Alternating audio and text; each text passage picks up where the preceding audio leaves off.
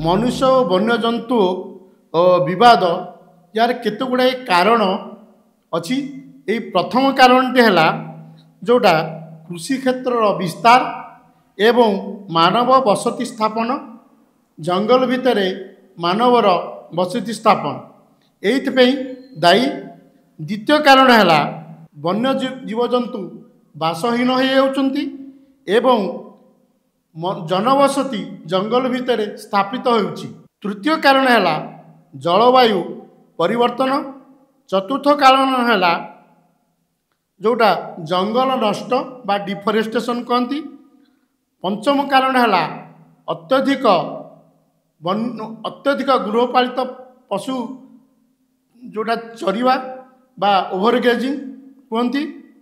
तापरे षष्ठ कारण है मनुष्यर दारिद्रता। अच्छा ये जो कारण गुड़िक यार केमिति निराकरण हम मु या पर संक्षिप्त आलोकपात करुछि। प्रथम है जो वन्य जीव बासहानि होउछि से कारण आमे किपरि दूरीकरण करवा तारि उपर नजर देवा एवं सेटाकू आमे जमरी रेस्टोरेशन बा पुनःक्षम सक्षम करिपारिबा।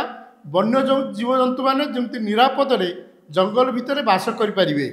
प्रथम कथा है आमे जंगल भितर गोटे जो जंगल पाददेश रे गोटे वन्य जीव चलापथ निर्माण करिबा जा फल रे वन्य जीवजंतु माने निरापद रे ओ बिना आशंका से चलापथ रे से माने जाई परिबे एवं मानव एवं वन्य जीव तांकर मुहांमुही जेपरी आमे सेटाकू प्रतिरोध करि परिबा।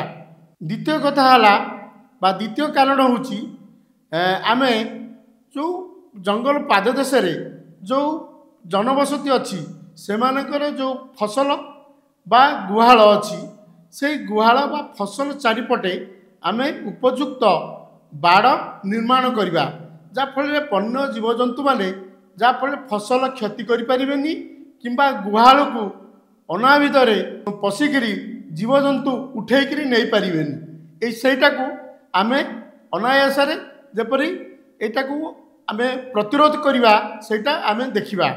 तापरे आमे जोटा वैषयिक ज्ञान कौशल युक्त सतर्क घंटी जो रेलवे ट्रैक आमर अच्छी जंगल भितर जो रेल लाइन जाइछि बा रेल ट्रैक अच्छी तार कांथे कांथे आमे सतर्क घंटी जोटा कि वैषयिक ज्ञान कौशल युक्त सतर्क घंटी लगाइबा जाफल जंगल प्राणी मानकर यातायात सठिक से घंटी सतर्क घंटी बाजी उठिबो एवं जो ट्रेन बा रेल गमनागमन कला बेले ड्राइवर ताकू धीर गति रे ट्रेन चलाई नेबे। तापर आमे जंगल भितर सब प्रकार निर्माण बा जनबसति स्थापन करवा सेटा को निषेध करवा जनबसति स्थापनटा निषेध करवा। आउ गोटे कथा है बहुत गोटे उपादेय कथा जोटा कि आमे जंगल पाखरे जो जनबसति गढ़ी उठी से भितर आमे स्वेच्छासेवी संगठन गोटे गढ़े माने गढ़ी उठापे उद्यम करवा जाफल से स्वेच्छासेवी संगठन माध्यम से माने लोक मध्य सचेतनता सृष्टि करेंगे। एटा गोटे बहुत भल काम हम जोटा कि प्राणी जंगल प्राणी एवं मनुष्य सहित मुहांमुही अनेकांश बंची पारिबो बा दूरीकरण करें।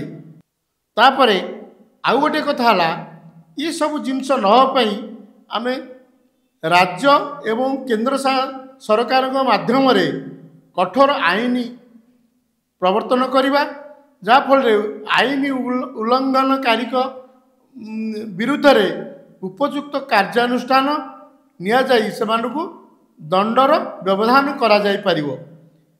ये गोटे कथा।